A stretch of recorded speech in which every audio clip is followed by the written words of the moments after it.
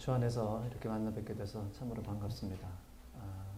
아까 제가 이게 마스크를 쓰고 있을 때까만 하더라도 얼굴에 3분의 2를 이렇게 가려서 눈매가 좀 이뻤잖아요. 그래서 좀 먹고 들어간 게 있었는데 아마 그래도 깜찍하다 이렇게 생각하신 분이 계셨을 수도 있어요. 마스크를 벗자마자 끔찍이라고 또 전환되신 분들이 계실 수도 있는데 이해하세요. 저 못생겼어요.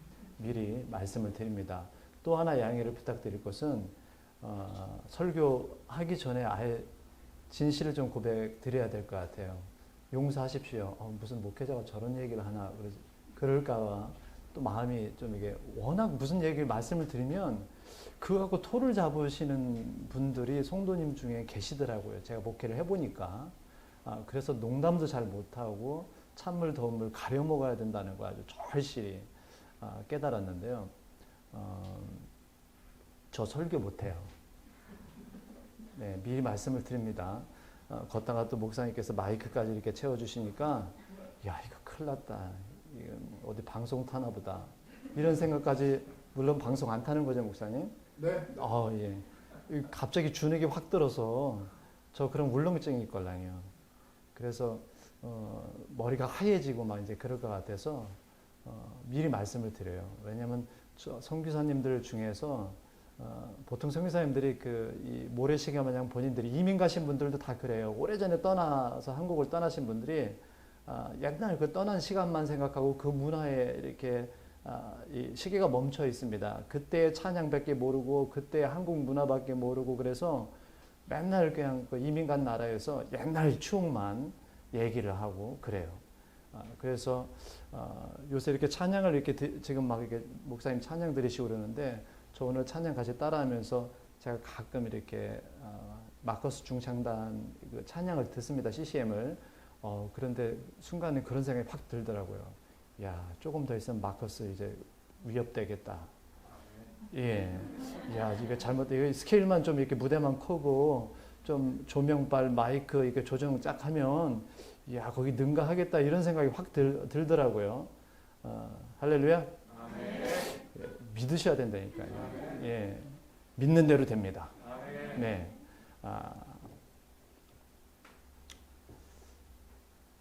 그것도 믿으셔야 돼요. 저 설교 못 한다는 거.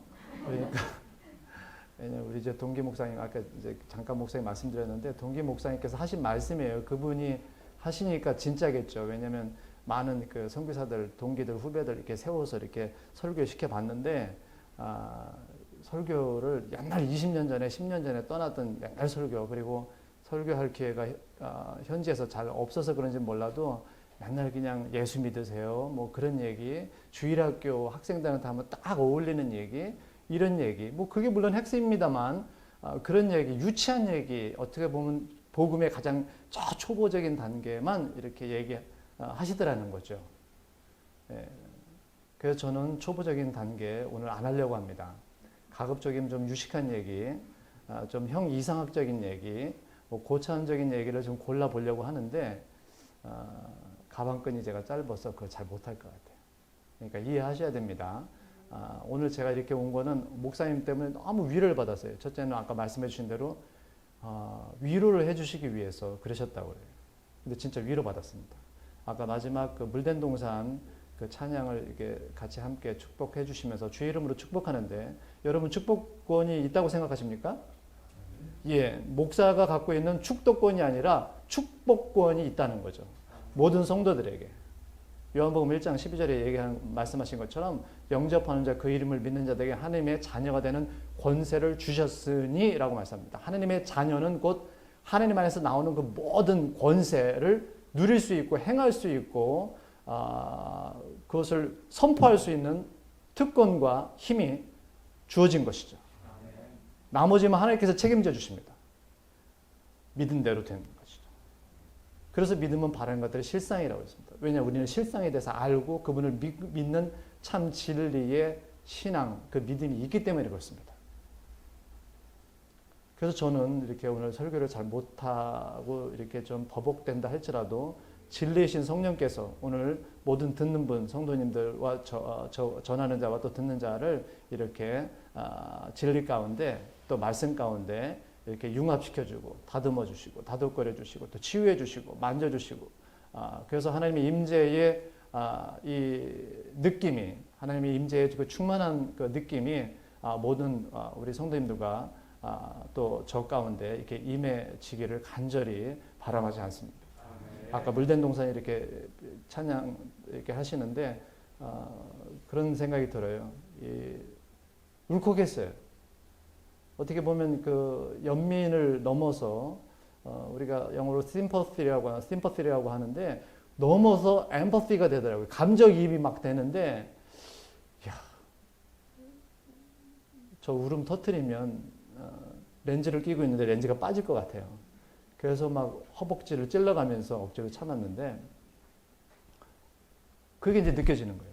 어떻게 보면 영적 느낌이라는 게 있는데 어느 곳에 가면 어느 집에 가도 마찬가지고 어느 교회를 가도 이런 느낌이 있어요. 어떤 사람을 대하면 영적인 얘기를 하는 겁니다. 대화를 나눕니다. 믿는 사람이에요. 가정에도 그렇고 그분에도 그렇고 어떤 썰렁함과 음산함과 정말 그 차가움을 느끼는 분이 계시고 그렇지 않고 굉장히 뜨겁고 그분으로 인하여 저도 뜨거워집니다. 그분으로 인하여 오늘도 제가 믿음의 순례자라고 하는 것에 대한 확신이 들고 그분으로 인해서 그 교회를 통해서 그 가정을 통해서 도리어 오늘도 은혜가 되고 축복이 되고 그리고 또 사명이 다시금 고치되는 그런 분들이 계시고 그런 가정, 그런 교회가 있다는 것이죠. 근데 오늘 함께하는 교회가 바로 그 교회라는 것이죠. 저 오늘 엄청 은혜 받고 축복 받았습니다. 그래서 이제 그만 물러가려고 합니다. 안 된대요. 예. 이걸로 퉁치지 못하나요? 안 되죠. 안 되신다고 확실하게 이렇게 눈빛을 보내시는데 그 눈빛 속에 아까 예배 이렇게 시작하기 전에 혹시 잊을지도 모른다고 하면서 사례비를 미리 주시더라고요. 그래서 그럼 어떻게 해요? 정말 감사합니다. 감사하고 진짜 반갑고 기쁩니다. 이게 함께한다고 하는 그것에 굉장히 위로가 되고 또 이렇게 교감이 되고 은혜가 되는 때가 별로 없었는데 오늘 그런 느낌을 굉장히 받습니다. 여러분 오늘 말씀을 이렇게 봉독해 이렇게 주신 우리 집사님 계신데 너무 감사해요. 가랑가랑하고 아주 말씀 참 잘 이렇게 읽으시더라고요. 오늘 아마 다 이제 함께 읽어서 잘 아는 내용입니다. 그 중에서 8장 32절 진리를 알지니 진리가 너희를 자유케 하리라. 또 31절에 그러므로 예수께서 자기를 믿은 유대인들에게 이르실 때 너희가 내 말에 구하면 참으로 내 제자가 되고 진리를 알지니 진리가 너희를 자유케 하리라고 그랬습니다. 이전까지는 진리라고 들어본 적이 아마 유대인들은 없었을 겁니다. 예수를 믿은 유대인들에게 예수님께서 공생의 사역을 시작하시고 나서 이제 예수를 믿기 시작하는 믿음, 과거의 유대교의 전통에 빠져서 하나님과 아브라함과 모세는 알아도 율법은 알아도 예수가 누군지 구원자가 누군지 메시아가 누군지 그리스도가 누군지 전혀 들어본 적도 없고 도리어 그게 뭔 뜻이냐라고 이렇게 의아해했던 사람들인데 예수님께서 자기를 믿는 유대인들에게 이제 이 말씀을 하시는 거죠. 진리를 너희가 내 말에 구하면 참 내 제자가 되고 진리를 알지니 진리가 너희를 자유케 한다 할 것이다. 우리가 어디 예속된 적이 없고 종으로 있은 적이 없는데 무슨 뚱딴지 같은 그런 말씀을 하십니까? 라고 묻습니다. 우리가 아브라함의 자손인 거 안다. 아브라함의 자손인가? 근데 아브라함을 이제 다른 경에 성경에 보면 아브라함을 알았으면 나를 알았을 것이다. 왜? 나는 아브라함 이전서부터 있었고 나는 아브라함 이전서부터 있었단 말이죠. 그리고 우리가 이제 성경을 이제 진리라고 이렇게 생각을 하고 요한복음 5장 39절에 그런 말씀이 있죠. 너희가 성경에서 영생을 얻는 줄 알고 성경을 예전에는 상고하거냐. 지금 성경에는 공부인가요? 학습, 예. 학습하거니와 상고한다, 학습한다, 연구한다. 뭐 같은 말이죠. 하거니와 이 성경은 곧 내게, 나에 대해서 증거하는 것이다. 이렇게 얘기합니다. 오늘 진리에 대해서 잠깐 말씀을 드리려고 하는데 기독교 신앙은 진리의 신앙입니다. 그래서 우리가 기독교 신앙이 뭐냐라고 하면 종교라고 하지 않습니다. 종교 중에 하나죠. 내 신앙이 뭐야? 내 종교가 뭐야? 이렇게 하는 게 아니라 우리는 삶으로 받아들입니다. 내 삶이다. 우리의 삶 자체가 내 신앙의 고백이요. 그래서 내가 어디를 가든지 무엇을 하든지 이 날을 저 날보다 낫게 여기고 모든 날을 같게 여기든 어떤 것을 어떤 음식을 먹든 안 먹든 왜 가리는지 왜 좋아하는지 그 이유가 있다고 한다면 너는 왜 예수를 믿느냐? 너는 왜 그것을 좋아하느냐라고 한다면 그것의 분명한 목적을 이야기를 해 주셔야 돼요. 난 예수 때문에 그렇다. 난 복음 때문에 그렇다. 나는 진리 때문에 그렇다라고 말씀을 하실 수 있어야 된다는 말씀입니다. 그것이 우리의 믿음의 정체성입니다. 내가 믿는 예수, 4대 성인 중에 한 분이 아니라 이분은 내 삶의 구주시고 속죄주시고 나를 위해서 돌아가신 하나님의 아들 구세주이시라고 하는 사실, 그 사실이 오늘 나에게 믿어지게 된다는 것이죠. 기독교 신앙은 내가 믿는 게 아니라 사실 믿어지는 수동용어로 다 얘기하고 있습니다. 믿어져서 믿는 거예요. 어느 날 갑자기 내가 믿기로 작정하고 그럼 교회 나오기로 작정한 것이지 믿음이 아닙니다. 교회 나오는 건 믿음이 아닙니다. 교회 나와서 디아코니아 이 성도의 교제하고 좋아서 같이 밥 먹고 찬양하고 막 이렇게 제가 보니까 오늘 찬양이나 이 예배 분위기가 굉장히 그 선교학에서 보면 미셔널 처치라고 표현하는데 굉장히 선교적 교회예요. 모이면 하나님께 예배드리고 영적인 코이노니아가 먼저 이루어져야 됩니다. 뭔가를 나눠서 주의 이름으로 나누고 함께 먹고 푸드뱅크 뭐 하고 이거 다 좋아요. 사랑의 뭐 돼지저금통 나눠서 하는 거 이거 우리 꼭 해야 됩니다. 그러나 내가 왜 예수를 믿어야 되는지 본질적인 문제가 해결되지 않고 이런 걸 하면 종교예요. 밖에 나가서 다른 사람들 많이 합니다. 많은 종교단체가 있고 사회단체가 있고 시민단체가 있어요. 아니 그런 단체에 안 들었다 할지라도 개인이 선한 사람 너무너무 많아요. 착하고 선한 사람.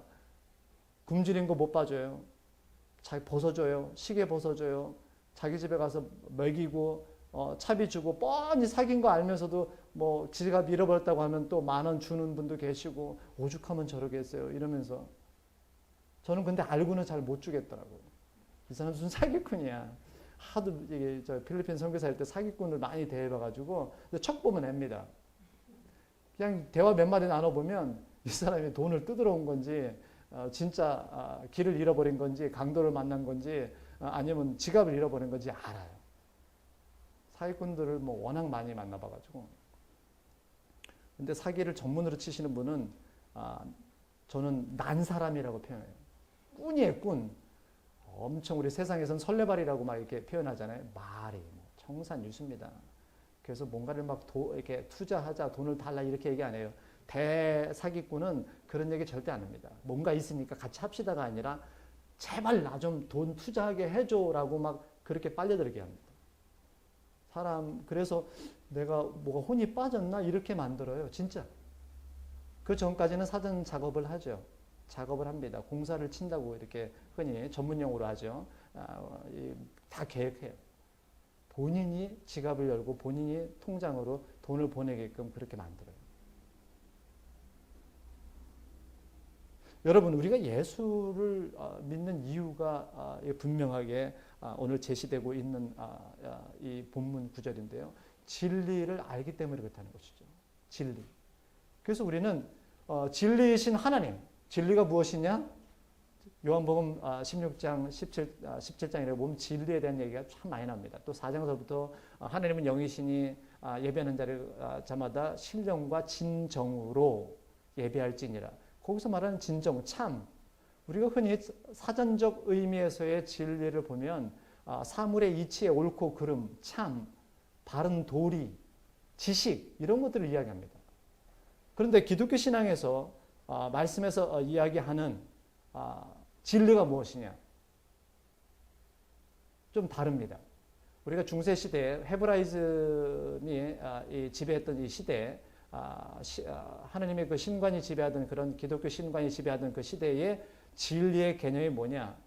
사고와 실제의 합치 또는 개념과 실상의 이 조화 이렇게 얘기하는데 가장 어떻게 가까운 표현이라고 할 수 있습니다. 우리가 과학이나 사회학 같은 데서 진리가 무엇이냐라고 한다면 경험의 산물입니다.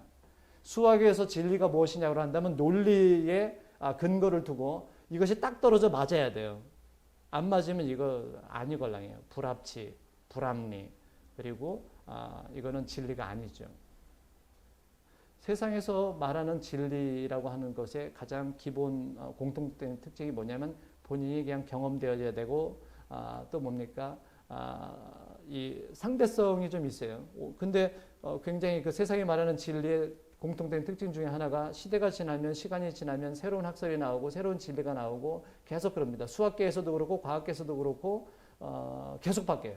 의학계에서도 그렇습니다. 사회학, 심리학 다 그렇습니다.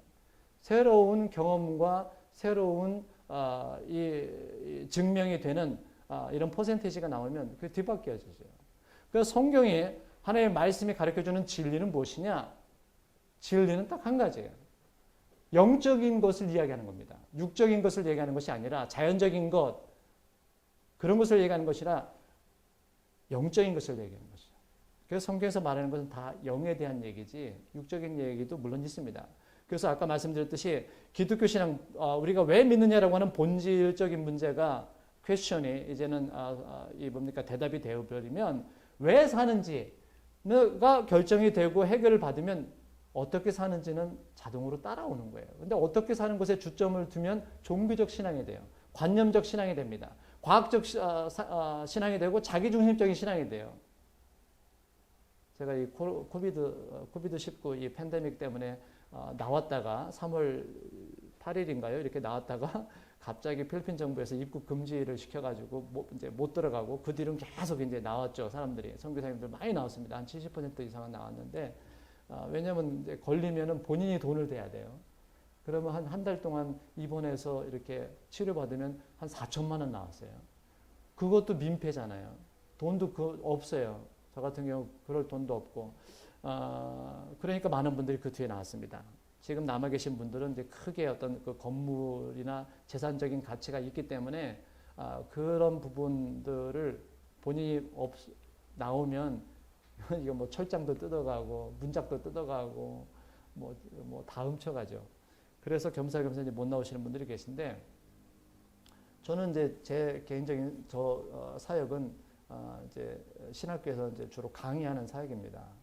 필리핀 그 학생들에게 선교학을 제가 가르치고 주일에는 이제 집사람과 함께 저희 동계 목사님이 이렇게 세워놓으신 필리핀 교회가 있는데 거기 가서 필리핀 목사를 이렇게 협력하는 이제 그런 사역을 하고 있습니다. 그런데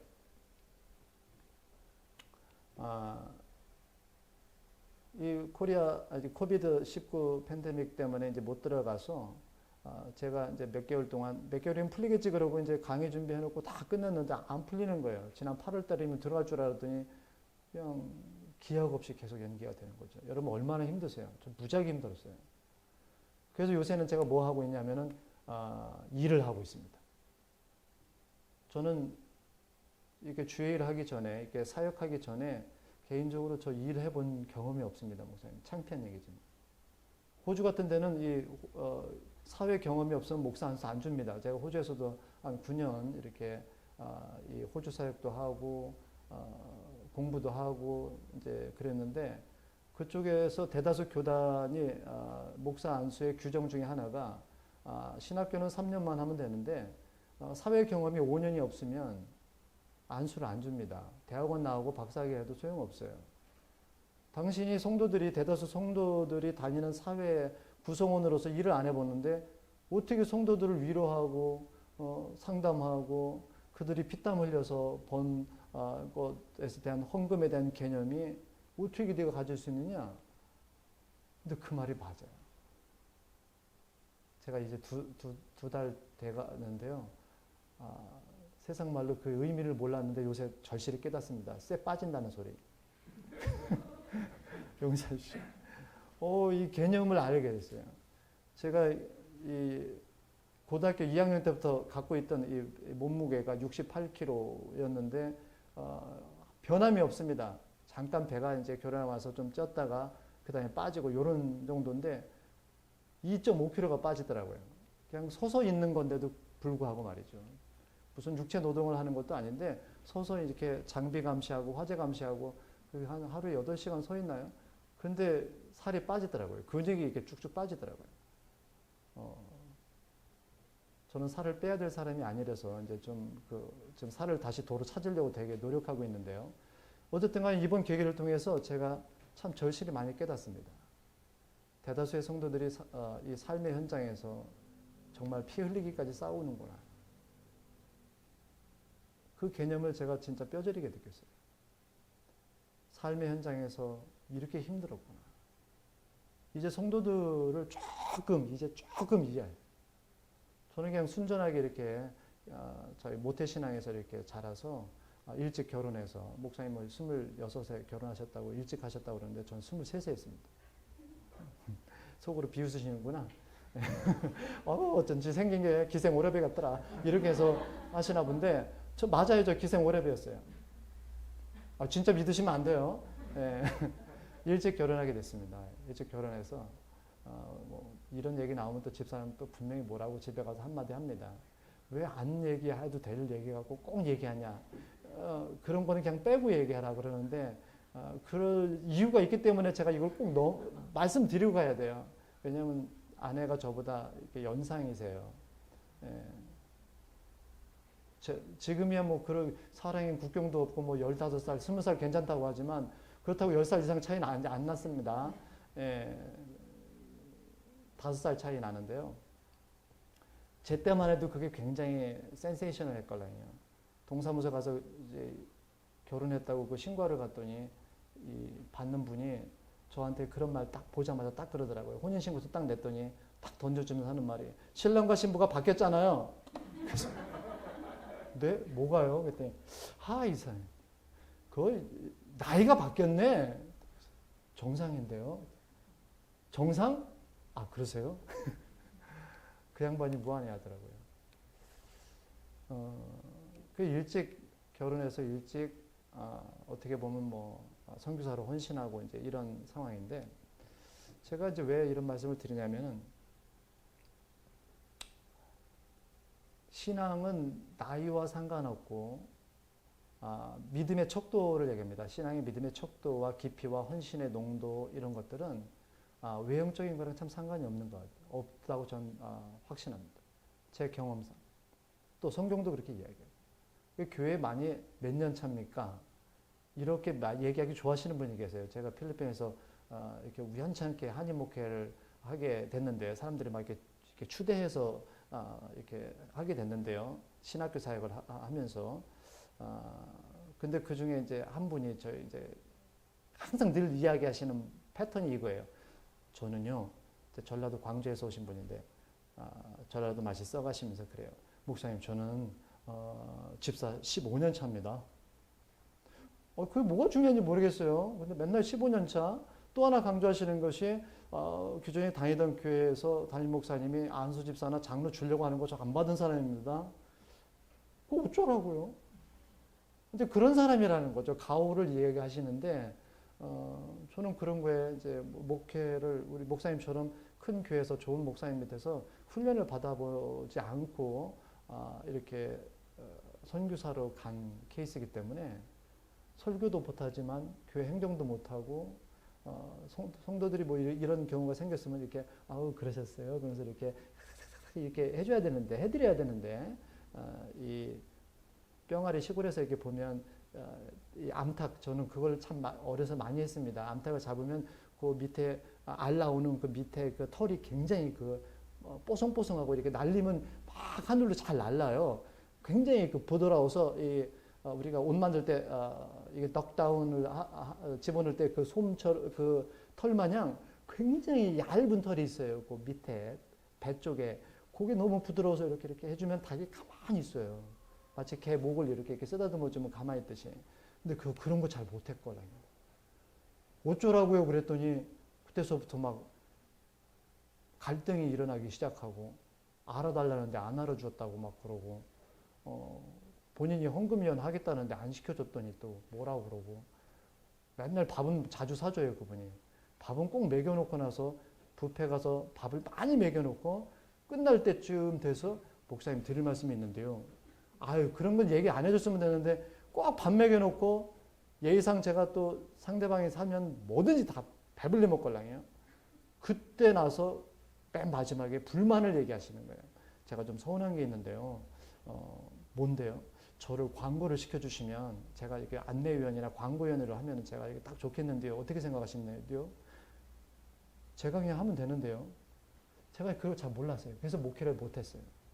필리핀에서도 이제 뭐 우연찮게 한 거지만 저는 이제 그 목회를 실패했다고.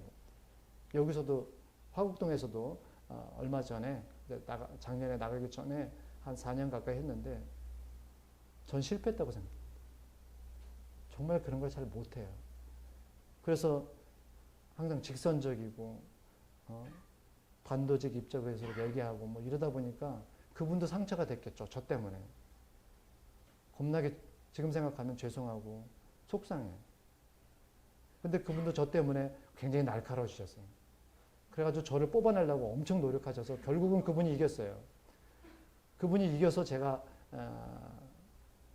그래서 호주에 가게 된 경우 이제 케이스가 결과론적으로 그렇게 됐는데 우리가 신앙생활 목회 뭐 이렇게 하면서 참 아름다운 것을 많이 생각하고 헌신하고 봉사하고 하나님께 영광 돌리고 또 선한 영향력을 이렇게 나타내기 원하죠. 그렇지 않은 사람 없습니다.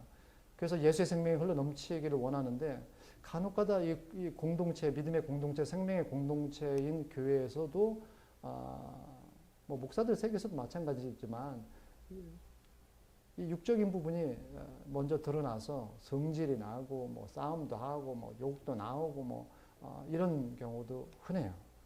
못 알아주고 안 알아주면 삐지고 그리고 뭐 들러 엎고 막 이러셔요. 그런 모습을 이제 많이 보게 됩니다.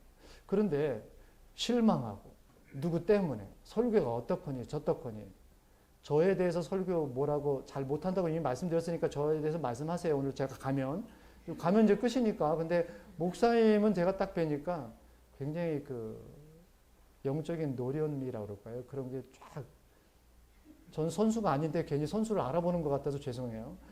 그런 게 있어요. 굉장히 존경스러운 그런. 그리고 성도님들도 수준이 굉장히 높으신 것 같아요. 제가 뵈니까. 알면 됐어. 그런 뜻이에요. 눈매가 이렇게 쫙 보시는데 레이저가 나오시는데 알면 눈 깔아요. 뭐 이러시는 것 같아요. 정말 그런 걸 정말 느낀데 여러분 시켜서 하는 것과 시키지 않은 것 시키지 않아도 할 수 있는 것의 차이점은 저는 이렇게 생각합니다. 아까 로마서 14장 뭐 7절, 8절, 5절, 6절 말씀을 잠깐 드렸지만 우리가 진리라는 것에 대해서 진리를 아는 믿음을 무엇인가 알게 되면 우리는 그 앞에 무릎 꿇게 되어 있습니다. 그분을 영접하고 모셔드리고 왕으로서 우리의 삶의 주인으로서 모셔드릴 수밖에 없어요. 그리고 나를 지배하소서 이렇게 모셔드릴 수밖에 없습니다. 우리가 기도 제목을 항상 나누다 보면 성령 충만을 많이들 얘기하시는데 성령 충만 받아서 뭐 하시게요? 그러면 아무 대답도 못 하시더라고. 집에 가서 뭘 할 건지 빨래를 잘하기 위해서 성령 충만을 받을 건지 아니면 장사를 잘하게 해달라고 할 건지 뭐 그냥 막연히 성령 충만 받게 해달라고 그래요. 성령 충만 받아서 뭐 하시게요? 성령 충만이 뭐예요? 라고 하면은 다들 또 아이러니하게 대답도 못 하시는 분이 여기 계신 분들은 다 지금 그걸 말로 꼭 한마디로 딱 지금 얼굴 보니까 그런 표정이신데 제가 목회할 때 그 성도들은 그랬어요. 하나님의 동행하심을 바라고 하나님의 은혜를 맛보기를 원하고 그러는데 같은 얘기 아니겠어요?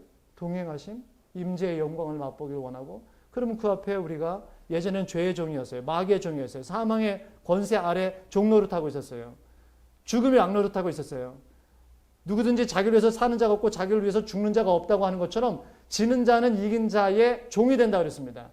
예전에 예수를 알기 전에, 진리를 만나기 전에, 성령의 인도함을 받기 전에, 성령 세례를 받기 전에, 그때는 우리가 세상 가운데 세상 임금의 주인인 줄 알고 그가 인도하는 대로 흑암의 권세 아래 살았습니다. 그러나 하나님의 아들이 영광의 하나님의 나라, 사랑의 나라로 우리를 옮겨주셨다고 골로새서 1장 13절인가 말씀하고 있잖아요. 그래서 신분이 전환이 됐습니다. 그래서 우리는 이제는 살아도 주를 위해서, 죽어도 주를 위해서, 먹든지 마든지 무슨 일을 하든지 간에 주의 영광을 위해서 하는 것이고, 이 날을 전날보다 낮게 여기고 전날을 모든 날을 같게 여기는 것도 마찬가지인 거예요. 주님 때문에. 주님 때문에 십리를 가자면 이 십리도 갈 수 있습니다. 겉옷을 달라 하면 속옷까지 줄 수 있습니다. 오른뺨을 때리면 왼뺨을 돌려댈 수 있습니다. 진리를 바로 만나고 알고 경험을 해야 되는 것이죠. 오늘 근데 진리를 안다라고 하는 이 안다의 개념이 보통 우리가 야다를 많이 성경에 얘기합니다. 헬라의 야다, 경험하다, 직접 경험하다. 나 누구를 알아. 이거는 경험했다는 얘기예요. 나 여자를 안다라고 하는 것으로 표현한다면 경험해서, 예를 들면 결혼 생활을 했어요. 알아요. 심리도 알고 육체도 알고 다 알아요. 근데 오늘 여기서 쓴 것은 그노티스. 그노티스라고 하는 헬라어 원어인데 참된 것을 안다. 우리가 아는 것과 믿는 것이 하나가 될 때, 아는 것과 믿는 것이 하나가 되는 신앙. 그것이 바로 개념적이고 사고적인 것, 관념적인 것이 실제와 실상과 존재와 하나가 되어질 때, 그것이구나. 기독교 신앙이. 하나님은 진짜 살아계시구나. 하나님은 영이세요. 보이지 않습니다. 냄새 맡을 수 없습니다. 만질 수 없습니다. 근데 요한일서 1장 1절에 그렇게 얘기합니다. 태초부터 있는 생명의 말씀의 과연은 우리가 들은 바요. 눈으로 본 바요. 자세히 보고 손으로 만진 바라. 할렐루야. 저와 여러분의 우리 예수 믿는 신앙은요, 보고 듣고 만진 신앙입니다. 아직 그러지 못했다고 한다면 만지셔야 돼요. 그것이 바로 성령 충만이와 하나님의 인도함을 받는 것이요, 하나님의 세미한 음성을 날마다 듣고 그분 앞에 인도함을 받기 원하고 그를 원해서 날마다 무릎 꿇고 성령의 조명 아래 무릎을 꿇고 말씀 안에 무릎을 꿇고 사는 삶입니다. 어떻게 사는 게 중요하지 않습니다. 왜 사는지만 분명히 정해진다는 말이죠. 드릴 말씀이 많지만 정해진 시간이 있어서 잠깐 저도요, 간증을 잠깐 말씀드리고 마치겠는데요. 주일이니까 정해진 우리가 형식에서 예배를 드리는 거니까 저도 기독교 가정에서 이렇게 나서 순전하게 이렇게 자라서 원래 제가 신학할 사람이 아닌데 신학을 하게 됐어요. 어떻게 하다 보니까 우리가 이제 제가 말씀을 어떻게 하다 보니까 뒤를 돌아보니까 하나님의 섭리가 있었다라고 하는 부분에 절절하죠. 가기 원하지 않았는데 어떻게 가게 됐어요. 그런데 제가 보니까 신학교 가니까 천사들만 있는 줄 알았더니 순 마귀 새끼들 많더라고. 시험 보는데 치팅 밥 먹듯이 하죠. 저는 그나마 조금 좀 잘 해보려고 산에 가서 기도하러 갔는데 산에 담배 피러 올라오죠. 쥐야 그랬더니 왜 막 이렇게 대답도 하죠. 짜증 제대로 나요.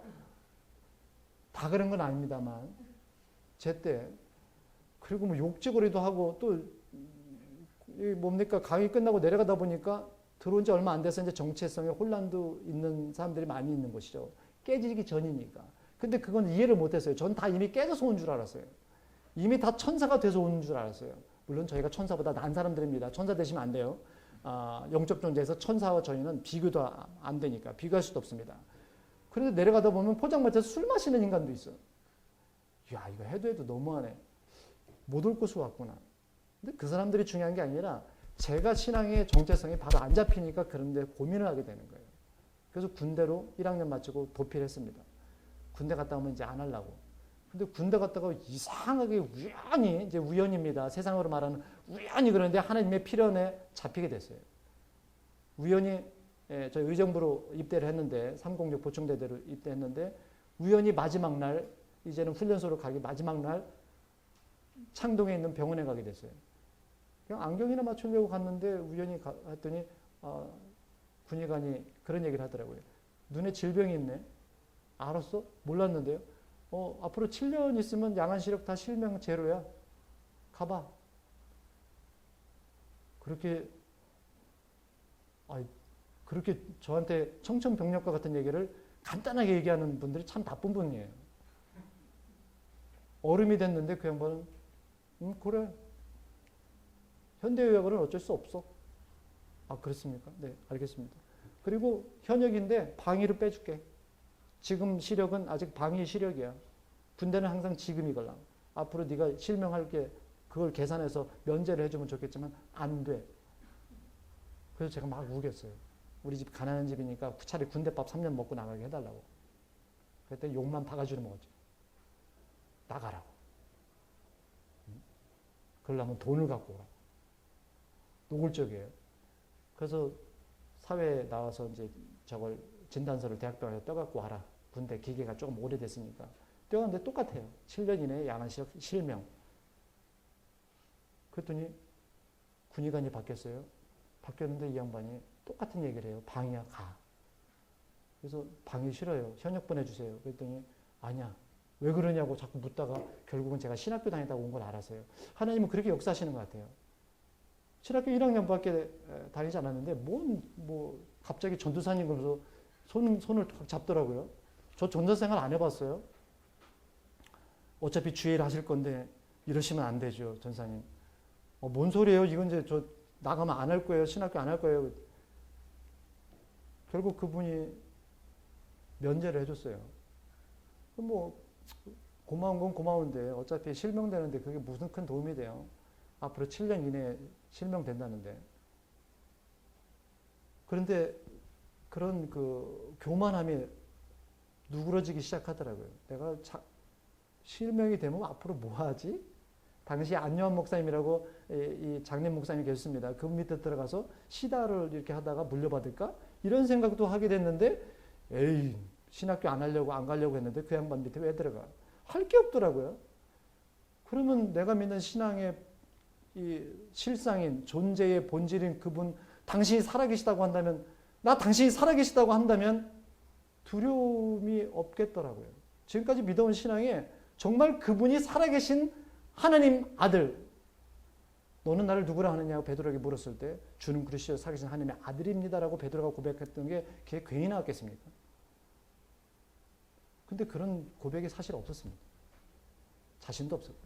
그런데 그런 의문이 드는 거예요. 만약 이것이 그래 신앙은 실상이야.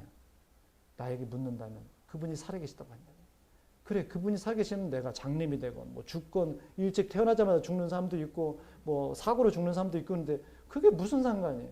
그분의 섭리와 뜻 가운데서 이루어지는 일인데 존재 이 실상 되신 진리의 실상 되시고 존재의 목적이 되신 그분 원천이 되신 그분이 다 계획 아래서 뜻 아래서 주어지는 삶인데 그래서 우리가 진리를 만나면 진리 안에서 우리가 자유케 되고 그 진리 가운데 우리가 하나님의 뜻을 자꾸 알게 되고 말씀을 상고하게 되고 공부하게 되고 해서 내 뜻 버리고 주의 뜻에 자꾸 맞추려고 하는 것이 그래서 되는 거죠.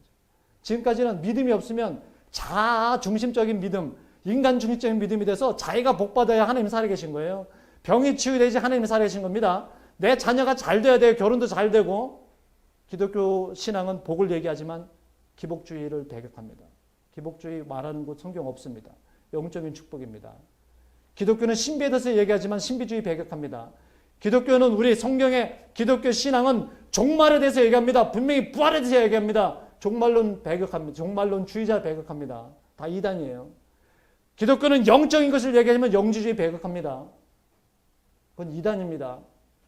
그래서 이 뭡니까? 영적인 것과 육적인 것의 조화가 잘 맞아야 돼요. 하모니가 맞아야 되는데 바로 깨달아야 돼요. 그래서 기독교 진리를 바로 보고 바로 깨닫고 그분의 존재, 그분의 임재를 날마다 보면서 깨달아야 되는 것이죠. 그래서 우리가 오늘 본문에서도 그렇지만 요한복음에서 얘기하는 핵심이 뭐냐? 예수님께서는 우리는 고린도전서 1장 30절에 보면 너희는 아버지에게서 나서 이렇게 표현하고 예수는 아버지에게서 나와서 이렇게 합니다. 우리의 본질이 예수님께서 빌립보서 2장 6절에 말씀하시는 그는 근본 하나님의 본체시라고 말씀합니다. 육체의 형상과 모양을 갖고 오셨지만 그는 근본 하나님의 본체시예요. 골로새서 1장 15절에 말씀하신 것처럼 영광의 광채십니다. 본체의 형상이세요. 히브리서 1장 3절에 얘기했듯이. 그분은 우리와 똑같은 인간의 모양을 입고 오셨어요. 인자로 오셨어요. 그래서 당신을 스스로 인자라고 얘기합니다. 인자가 이 땅에 온 목적을 이야기합니다. 섬김을 받으러 온 것이 아니라 도리어 섬기려 하고 자기 목숨을 많은 사람들의 대속물로 주려 하심이라. 그것이 아버지의 뜻이라고 얘기합니다.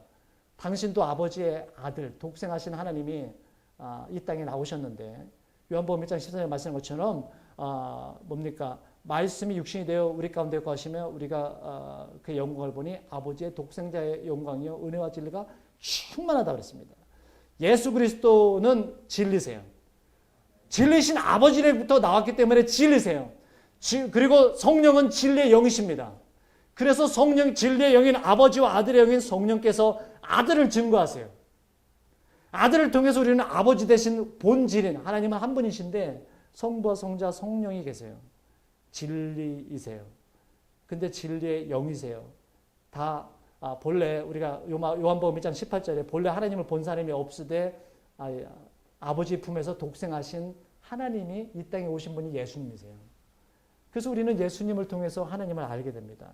그분을 통해서 그분이 가르쳐 주신 말씀을 통해서 하나님에 대해서 우리가 들은 바요, 본 바요, 자세히 보고 만진 바라. 매일의 삶 가운데 그분을 만져야 됩니다. 손을 내밀어서 그분을 느껴야 됩니다. 호흡을 우리가 함께 느껴야 돼요. 하나님의 호흡으로, 생명의 호흡으로 날마다 느껴야 됩니다. 그랬을 때 우리는 충만해질 수 있습니다. 임재의 영광을 볼 수가 있습니다. 그때 사명을 느낍니다.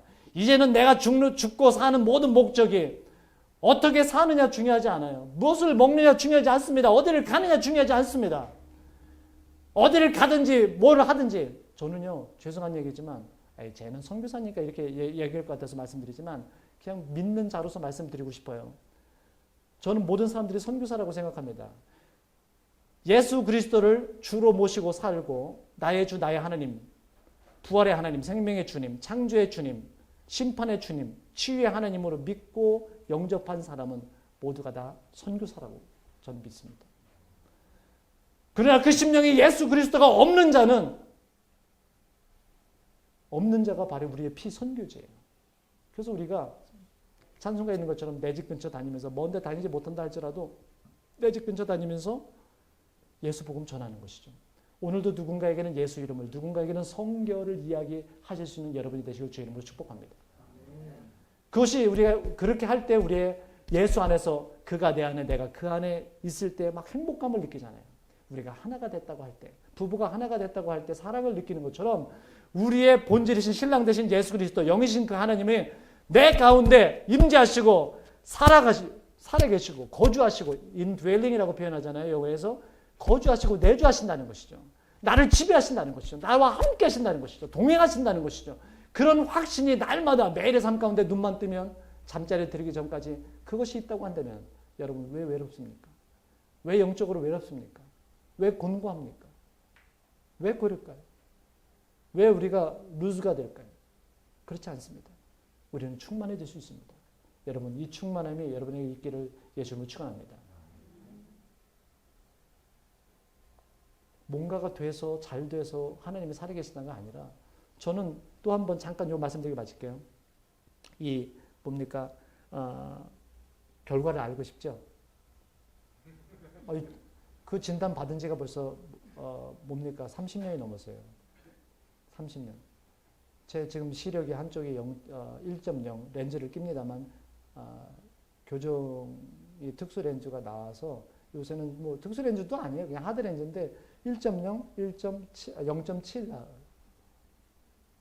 아마 우리 드러머보다 더 좋을 수도 있어요. 제 시력이. 그리고 렌즈 빼도 저 운전 잘하고 다닙니다. 0.2, 0.3인데도. 운전은 감각이잖아요. 제 차 타지 마세요. 그런데요. 하나님께서 정말 살아계시다면 여러분 많이 요새 팬데믹으로 어렵잖아요. 경제적으로 어렵습니다.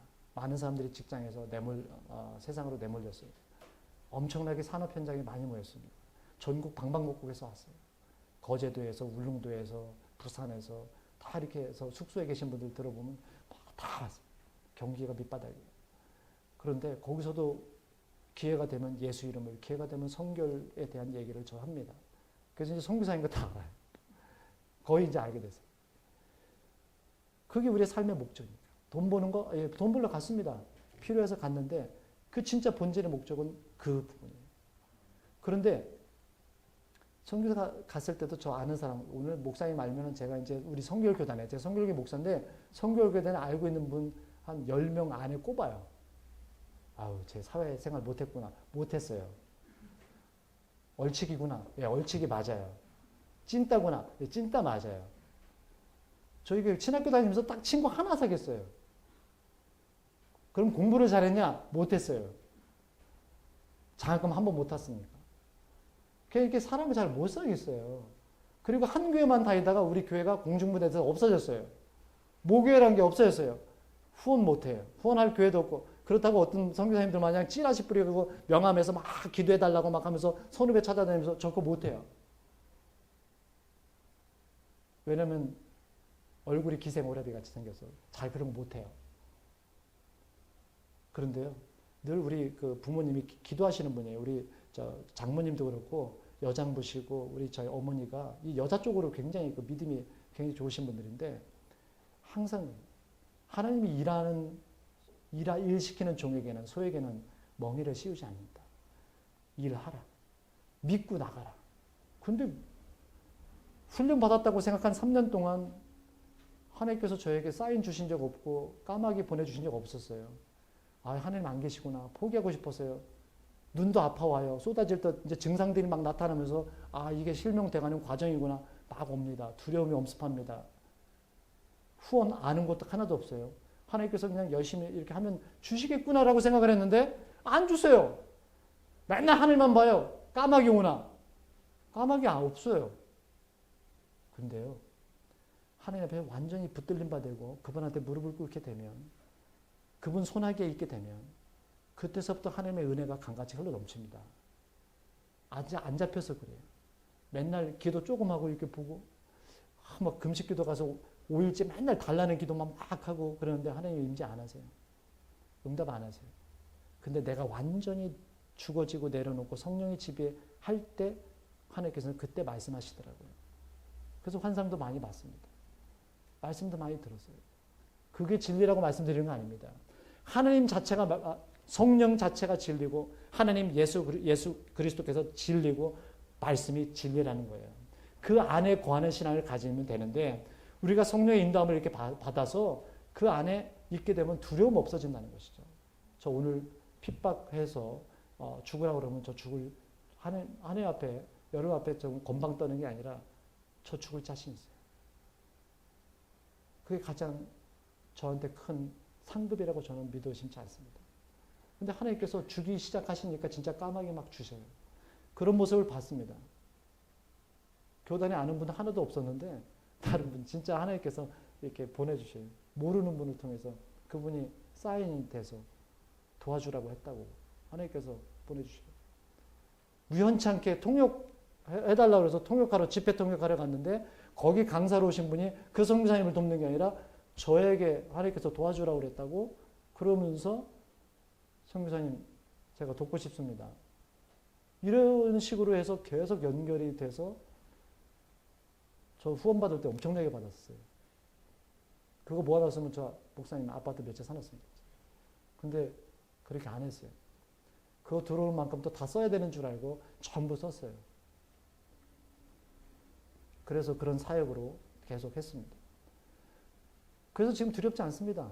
저에게 일할 수 있는 힘도 주시고 건강 주신 것뿐만 아니라 하나님께서 필요하시면 다 공급하시고 먹이시고 하나님의 영광을 위해서, 교회의 건덕을 위해서, 성도를 온전케 하는 일을 위해서 당신의 자녀, 숨겨둔 자녀, 바르게 무릎 꿇지 않은 자녀들을 지금도 세우시고 강건케 하시고 역사하신다는 거예요. 여러분, 그런 역사의, 신앙의 역사의 주인공이 되시길 위해서 축복합니다. 히브리서 13장 8절에 그렇게 얘기합니다. 예수 그리스도는 어제나 오늘나 영원토록 동일하시니라. 우리가 믿는 신앙은 과거의 신앙, 과거의 하나님, 구약의 하나님을 믿는 것도 아니요, 신약에 계셨던 예수님만 믿는 게 아니라 오늘 21세기, 오늘 바로 이 순간 살아계시고 역사하시고 정말 함께 하시고 능력 주시고 치유하시고 부활의 하나님이신 그 하나님을 우리가 믿는다는 사실.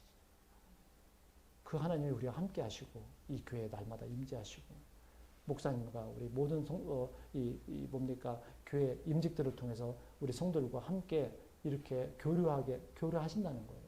그 하나님의 인도하심이 이 교회와 또 성도들과 우리 목사님 위에 계속 이렇게 나타나셔서 좋은 소문 그리고 하나님의 놀라운 영광, 임재의 영광 그리고 이 열매들이 성령 열매들이 계속해서 이렇게 맺혀지기를 예수 이름으로 축복합니다.